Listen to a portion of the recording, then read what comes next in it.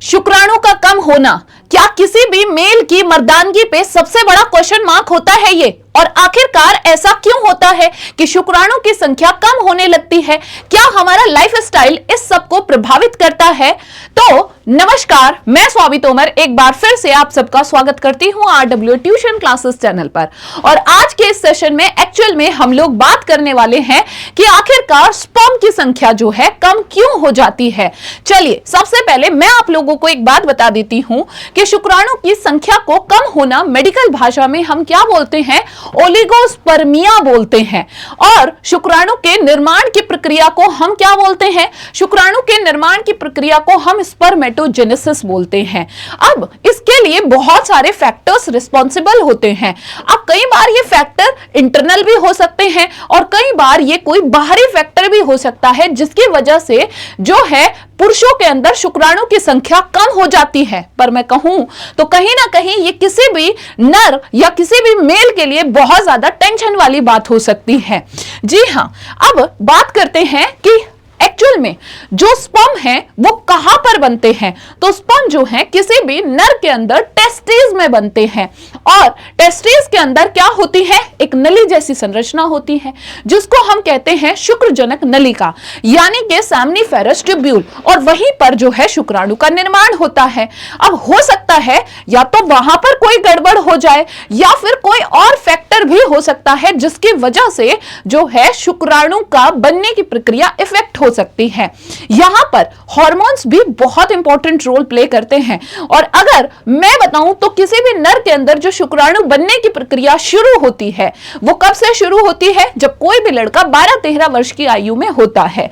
और वहां पर सबसे इंपॉर्टेंट रोल प्ले करते हैं हमारे हार्मोन्स, जिसमें एक्चुअल में हमारे ब्रेन का एक हिस्सा होता है जिसको हम बोलते हैं हाइपोथैलेमस। हाइपोथैलेमस से रिलीज होता है GnRH नाम का एक हार्मोन जो जाके कहां पर एक्ट करता है? हमारी एक मास्टर ग्लैंड होती है जिसको हम क्या बोलते हैं? पिट्यूटरी ग्लैंड बोलते हैं।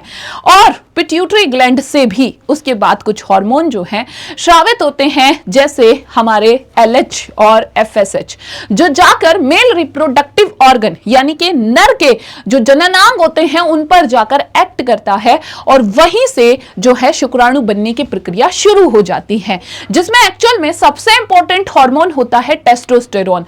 तो टेस्टोस्टेरोन नाम का हार्मोन बेसिकली रिस्पॉन्सिबल होता है शुक्राणु के निर्माण के पीछे। तो चलिए, हमने ये सारी कहानी तो यहां पर जान ली है कि एक्चुअल में शुक्राणु का निर्माण कहां और कैसे होता है। लेकिन अब सबसे इंपॉर्टेंट बात करने हम जा रहे हैं कि भैया शुक्राणु कम क्यों हो रहे हैं, उसका रीजन क्या है। तो देखिए, मैं आप लोगों को एक बात बता देती हूं, है ना। अगर मान लो आपने कभी कहीं पर ऐसा सुना है कि कोई एक मेल है और उसके जो है भाई स्पर्म प्रोडक्शन कम हो रहा है, ठीक है। तो ऐसे केस में कई बार वो मेल बहुत ज्यादा टेंशन वाली स्थिति में चला जाता है। उसको लगता है कि कोई मुझे क्या बोलेगा, है ना, कोई तो जो है भाई मेरे मेल होने पर संदेह करेगा, है ना। हाँ जी, पर मैं आपको एक बात और बता देती हूं, कई लोगों को ऐसा भी लगता है कि वो सीमेन को देख के मतलब समझते हैं कि उनको लगता है कि भैया स्पर्म भी उतने ही होंगे। पर सीमेन के अंदर जरूरी नहीं है कि भैया स्पर्म जितने हमने सोच रखे हैं उतने ही हो। ऐसा भी हो सकता है कि सीमेन ठीक ठाक अमाउंट में हो लेकिन उसके बाद भी स्पर्म की संख्या उसमें कम हो, है ना। क्योंकि भाई सीमेन तो एक्चुअल में क्या है? स्पर्म और सेमिनल प्लाज्मा दोनों को मिलाकर बना है। और वो सेमिनल प्लाज्मा हमारी ग्लैंड्स के द्वारा जो है प्रोड्यूस्ड हुआ है। तो चलिए जानते हैं यहां पर जो शुक्राणु धीरे धीरे कम होते हैं वो किस वजह से कम होते हैं। सबसे पहली और सबसे इंपॉर्टेंट बात, मैं आप लोगों को एक बात बता देती हूं कि यहां पर जो टेस्टिस होते हैं वो नर बॉडी के बाहर की तरफ मौजूद होते हैं। बाहर की तरफ मौजूद क्यों होते हैं? क्योंकि भाई शुक्राणु के निर्माण के लिए जो टेम्परेचर की आवश्यकता होती है वो हमारे शरीर के तापमान से 2 से 2.5 डिग्री सेल्सियस कम की आवश्यकता होती है। तो इसीलिए शुक्राणु के निर्माण में जो है भाई टेम्परेचर भी बहुत इंपॉर्टेंट रोल प्ले करता है।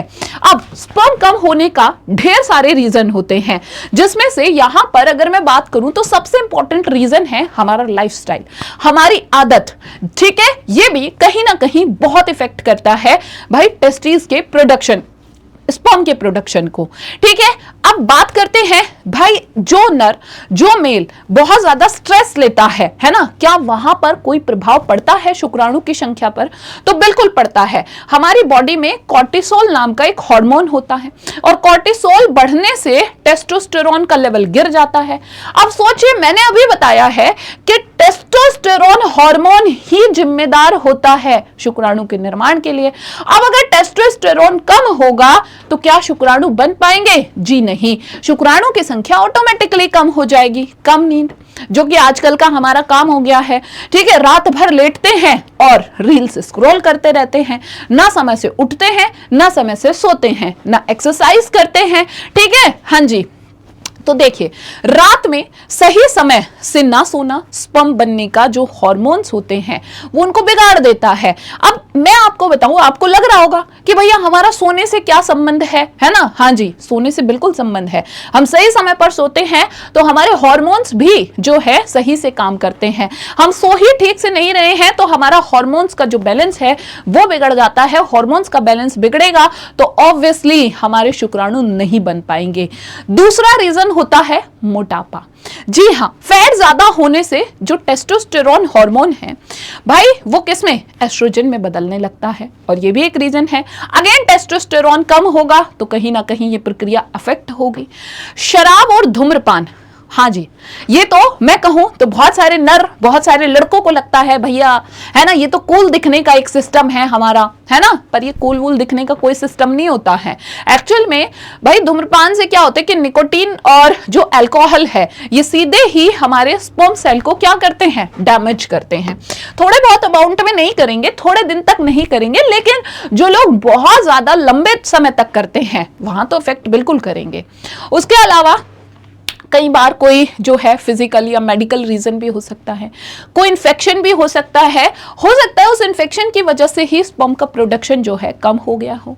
एंटीबॉडीज का हमला हो सकता है जिसकी वजह से स्पर्म का प्रोडक्शन कम हो गया हो। किसी दवाई का असर, किसी दवाई का साइड इफेक्ट भी हो सकता है जिसकी वजह से शुक्राणु का निर्माण कम हो गया है, जैसे कोई स्टेरॉइड है, कीमोथेरेपी, या फिर कोई भी कुछ ऐसी एंटीबायोटिक्स हो सकती हैं जो क्या करती हैं? शुक्राणु के निर्माण को कम करती हैं।